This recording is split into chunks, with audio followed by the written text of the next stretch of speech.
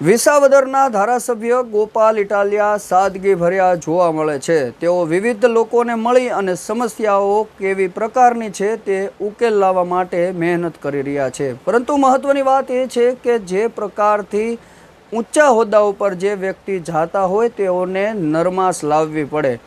ધારો કે કોઈ વ્યક્તિ પર જવાબદારી આવે ત્યારે તેના તેવરો બદલાઈ જતા હોય છે। તે ભૂતકાળમાં કઈ પ્રકારનો હોય છે તે છોડી અને વર્તમાનમાં તેને કેટલી નરમાશથી જીવવું પડે તે શીખી જતો હોય છે। આવી જ રીતે ધારાસભ્ય ગોપાલ ઇટાલિયા વિસાવદરથી ચૂંટાઈ અને ધારાસભ્ય બન્યા પછી તેઓએ તમામ લોકોની માફી માંગતો સોશિયલ મીડિયા પર વિડીયો વાયરલ કર્યો છે। શું છે સમગ્ર મામલો આવો જોઈએ આગળ વિડીયોમાં। નમસ્કાર, સ્વતંત્રતા ભારત સમાચાર સાથે હું ગુણવંત સરવૈયા। નમસ્કાર મિત્રો, હું છું ગોપાલ ઇટાલિયા। આજે 26મી જૂન 2025નો દિવસ, ચૂંટણીનો પરિણામ આવ્યાને આજે 3 દિવસ થઈ ચૂક્યા છે। આજે હું તમને બે અતિ મહત્વની વાત કહેવા માટે આવ્યો છું। જોકે મને માંડ એટલો સમય મળ્યો છે કે હું આ વિડીયો બનાવીને તમને મારી વાત કહી શકું, કેમ કે હજારો લોકોની લાગણી છે, પ્રેમ છે, એટલો બધો અંદરથી માણસને ઉમળકો છે કે દરેક વ્યક્તિ મને મળવા ઈચ્છે છે, મને રામ રામ કરવા ઈચ્છે છે, મારી યારે ફોન ઉપર વાત કરવા ઈચ્છે છે, ફોટો પડાવવા ઈચ્છે છે, હજારો લોકો। અને એક બાજુ હું સતત લોકોથી ઘેરાયેલો છું। તો આજે બે મહત્વની વાતમાંથી પહેલી વાત કે દોસ્તો, આ છેલ્લા 3 દિવસમાં મારો ફોન હેંગ થઈ ગયો, સતત હેંગ। રાત્રે 12 વાગ્યા સુધી 1 વાગ્યા સુધી ફોન આવે, પછી સવારમાં વહેલા ફોન ચાલુ થાય। આખા ગુજરાતમાં આમ આદમી પાર્ટીના કાર્યકર્તા તો હોય જ, વ્યક્તિગત રીતે ગોપાલને પસંદ કરતા સમર્થકો તો હોય જ, આમ જનતા કે જેને ખરેખર આ ચૂંટણીના પરિણામથી જેની અંદર એક આત્મવિશ્વાસ વધ્યો છે, જેની અંદર હિંમત આવી છે, જેની એક આશા વધી છે, કરોડો લોકોને એવું લાગે છે કે ગોપાલ ઇટાલિયાને હું રૂબરૂમાં કે ફોનમાં કે મેસેજમાં શુભેચ્છા પાઠવું। પણ મિત્રો, મારી હાલત એવી થઈ છે કે આટલા બધા ફોન હું ઉઠાવી જ શકતો નથી, કેમ કે હું જ્યાં ઊભો હોઉં ત્યાં પણ માણસો મારી સામે બેઠા હોય, ઊભા હોય, હું એની હારે વાત કરતો હોઉં તો એ 10 મિનિટ હું કોઈ લોકોના ટોળા વચ્ચે ઊભો હોઉં તો એ 10 મિનિટમાં મારા મોબાઈલમાં પાછા 5-7 બીજા ફોન આવી ગયા હોય। તો મારી પહેલી વાત દોસ્તો એવી છે કે આ છેલ્લા 3 દિવસમાં હું તમને આંકડો કહીશ તો વિશ્વાસ નહીં આવે, પણ તો પણ હું કહું છું કે 10થી 12 હજાર કરતાં પણ વધુ સાદા ફોન, વોટ્સએપ કોલ, ઇન્સ્ટાગ્રામની અંદર ફોન, ફેસબુકની અંદર ફોન, ઇન્સ્ટાગ્રામ, ફેસબુક, ટ્વિટર અને વોટ્સએપના મેસેજ અને SMS।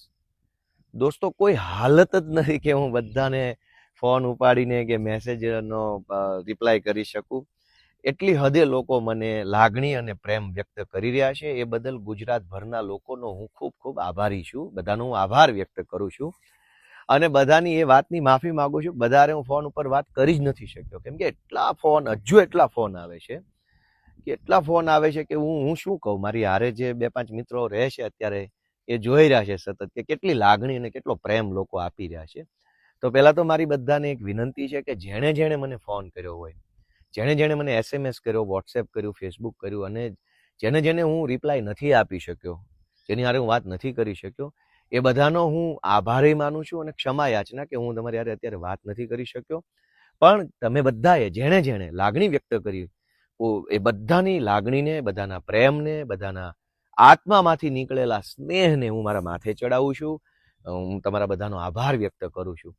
અનેક મિત્રો તો એવા છે કે જેણે 5-5, 10-10 વખત ફોન કર્યા હશે અને કેમ કે એવું વિચારે કે પહેલી વાર કર્યો કામમાં હશે તો નહીં ઉપાડ્યો, બીજી વાર કર્યો, 5મી વાર કર્યો, પણ મિત્રો એટલા ફોન આવે છે, 10-12 હજાર ઇન્કમિંગ ફોન વોટ્સએપમાં અને નોર્મલ મેસેજમાં 3-4 દિવસમાં। તો એ શક્ય નથી કે બધાને યારે હું અત્યારે ચર્ચા કરી શકું, બધાને હું આભાર વ્યક્ત કરી શકું, એટલે હું આ જાહેર આભાર વ્યક્ત કરું છું। મારાથી તમારી યારે વાત ન થઈ હોય તો દરગુજર કરજો અને બધાને મારી વિનંતી છે કે હવે તમે, તમારી લાગણી મારા સુધી પહોંચી ગઈ છે, બસ તમે આશીર્વાદ આપો અને જ્યારે હું તમારા વિસ્તારમાં, તમારા પંથકમાં, તમારા ગામમાં જ્યારે હું આવું અથવા અમારી પાર્ટીના કાર્યકર્તા હોય એને મળીને તમે આભાર માની લેજો ને એને સપોર્ટ આપજો, એ બહુ વધારે ઉપયોગી બનશે અમને બધાને। બીજી મહત્વની બાબત સાથી મિત્રો કે અત્યાર સુધી સૌથી પહેલા મારી શરૂઆત એક આંદોલનકારી તરીકે થઈ, ત્યાર પછી એક એક્ટિવિસ્ટ તરીકે, એક સામાજિક કાર્યકર્તા તરીકેનો થોડોક સમય ગયો, ત્યાર પછી હું આમ આદમી પાર્ટીના એક હોદ્દેદાર તરીકેનો સમય ગયો, ત્યાર પછી હું પ્રદેશના મુખ્ય આગેવાન તરીકેનો સમય ગયો. મારા જીવનમાં અનેક તબક્કાઓ આવ્યા, જેમાં હું સરકારી નોકરિયાતથી લઈ પ્રદેશના પ્રમુખ સુધીનો અનેક તબક્કાઓ આવ્યા. મિત્રો, આપણે ત્યાં એવું કહેવાય છે કે જે ઝાડ ઉપર ફળ આવે એ ઝાડ નમી જાય, એ ઝાડ ઝૂકી જાય. આજે હું મારી બીજી જે મહત્વની વાત છે એ કહેવા માંગુ છું કે ગુજરાતના કરોડો લોકોએ સીધી રીતે કે પરોક્ષ રીતે મને સમર્થન કર્યું છે, પ્રેમ આપ્યો છે, આશીર્વાદ આપ્યો છે, અને વિસાવદર, ભેસાણ, જુનાગઢ તાલુકાની જનતાએ મત આપી અને મને એક મોટી ભૂમિકા સોંપી છે. એટલે કે હવે મારી જવાબદારી, મારી ભૂમિકા બદલાઈ ચૂકી છે. હવે હું આંદોલનકારી નથી કે હું હવે એક્ટિવિસ્ટ નથી, પણ સમાજનું પ્રતિબિંબ ગણાતો એક ચૂંટાયેલ નેતા છું.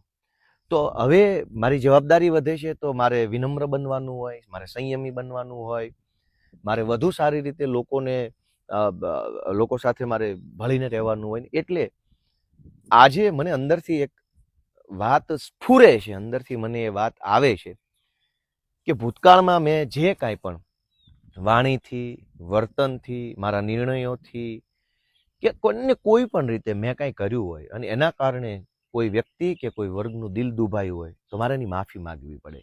કેમ કે હવે જનતાએ મને મારી ભૂમિકા મોટી કરી છે, એટલે મારે મારું મન મોટું કરવું પડે, મારા વિચારો મોટા કરવા પડે, મારું વર્તન મોટું કરવું પડે, મારી વાણી પણ એવી વ્યવસ્થિત કરવી પડે. એ મારી જવાબદારી છે. એટલે હવે હું જ્યારે નવી શરૂઆત કરવા જાઉં છું જીવનની, એક આગેવાન તરીકે, ધારાસભ્ય તરીકેની, તો હું ઈચ્છું છું કે હું મોટા મન સાથે, મોટા વિચારો સાથે મોકળા મનથી જાઉં. આપણા ગુજરાતી ભાષાને એક કવિએ બહુ સરસ પંક્તિ લખી છે કે જેટલે ઉન્નત જવું હો માનવી એટલા ઉન્નત વિચારો જોઈએ. જેટલી ઊંચાઈ ઉપર આપણે પહોંચવું હોય દોસ્તો, એટલા ઊંચા વિચારોની જરૂર પડે છે. કેમ કે જીવનની ઊંચાઈ છે એ સીડી ચડી નથી ચડી શકાતું. સીડી છે એ જીવનની ઊંચાઈ પર ન લઈ જાય. જીવનની ઊંચાઈએ જવું હોય તો વિચારોની ઊંચાઈ જોઈશે. અને એટલે હું મારી નવી શરૂઆત કરતા પહેલા આખાય ગુજરાતમાં હજારો કરોડો લોકો જેને ભૂતકાળમાં ક્યારેય પણ જાણતા કે અજાણતા મારી વાતથી, મારા વર્તનથી, મારા પ્રયત્નો કે મારા નિર્ણયોથી ખોટું લાગ્યું હોય, દુઃખ લાગ્યું હોય, આઘાત લાગ્યો હોય, એ બધાની હું 2 હાથ જોડીને માફી માંગુ છું. મારું મન મોટું કરું છું, મારા વિચારો મોટા કરું છું, મારી ભૂલોની હું માફી માંગુ છું અને નવી એક શરૂઆત કરવા જઈ રહ્યો છું. કેમ કે વિશાળતા સંકુચિતતાથી કંઈ કામ થવાનું નથી. સંકુચિતતા છે એ માણસને પાછળ લઈ જાય છે, વિશાળતા માણસને આગળ લઈ જાય છે. જનતાએ જ્યારે મને મોટી ભૂમિકા સોંપી હોય તો મારી એ જવાબદારી છે કે હવે હું વિશાળતા તરફ આગળ વધું. હું આશા રાખું છું ભૂતકાળમાં રાજકીય રીતે, ધાર્મિક રીતે, સામાજિક રીતે, વ્યક્તિગત રીતે, બીજી કોઈ પણ રીતે સોશિયલ મીડિયામાં કે ભાષણમાં મારી કોઈ બાબત અયોગ્ય હોય, ખોટી હોય તો એ બાબતનો હું ક્ષમા પ્રાર્થી છું. હું બધાનો દિલગીરી વ્યક્ત કરું છું અને બધા પાસેથી હું માગું છું કે હું તમારો છોકરો છું, તમારો દીકરો છું, યુવાન છું. તમે મારું ઘડતર કરજો, તમે મને શીખવાડજો. તમે મારું બાવડું તો ઝાલ્યું છે, હવે તમને જરૂર જણાય તો મારો કાન ઝાલજો. હું ઈરાદાપૂર્વક મેં જીવનમાં ક્યાંય ભૂલ કરી નથી, ભવિષ્યમાં કરવા માંગતો નથી. હું 2 વસ્તુની પરફેક્ટ ખાતરી આપી શકું છું કે કોઈ પણ કામ હશે ગુજરાતના કોઈ પણ છેડે, એમાં મારો ઈરાદો ખરાબ નહીં હોય. હું જે કાંઈ કરીશ એમાં ગોપાલ ઇટાલિયાનો ઈરાદો જિંદગીમાં ખરાબ નહીં હોય અને ગોપાલ ઇટાલિયાનો પ્રયત્ન ક્યારેય ઓછો નહીં હોય. આ 2 વસ્તુની હું બાંહેધરી આપી શકું. પરિણામ તો અજારાથવાળાના હાથમાં છે, ઈશ્વરના હાથમાં પરિણામ છે. મારા હાથમાં મારી નિયત અને મારો પ્રયત્ન છે. તો આ નવી શરૂઆતની ક્ષણે હું વિશાળતા તરફ આગળ વધવા માંગુ છું.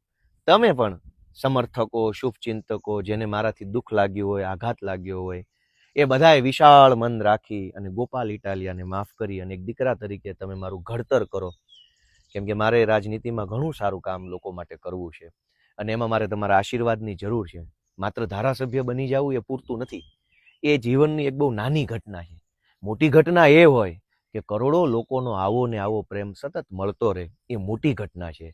અને એટલે હું ગુજરાતભરના લોકો પાસેથી, વિસાવદર, ભેસાણ, જુનાગઢ તાલુકાના લોકો પાસેથી, આમ જનતા પાસેથી, સોશિયલ મીડિયામાં રહેલા સાથીઓ પાસેથી આશા રાખું છું કે મને તમે આશીર્વાદ આપો, મારું ઘડતર કરો, મને તમે શીખવાડો, મને તમે માર્ગદર્શન આપો, મને તમે સલાહ સૂચન આપો અને તમારે જેવો નેતા જોઈએ છે, તમારે જેવો આગેવાન જોઈએ એવો બનાવવાની કોશિશ કરો. મને એવો બનવામાં રસ છે.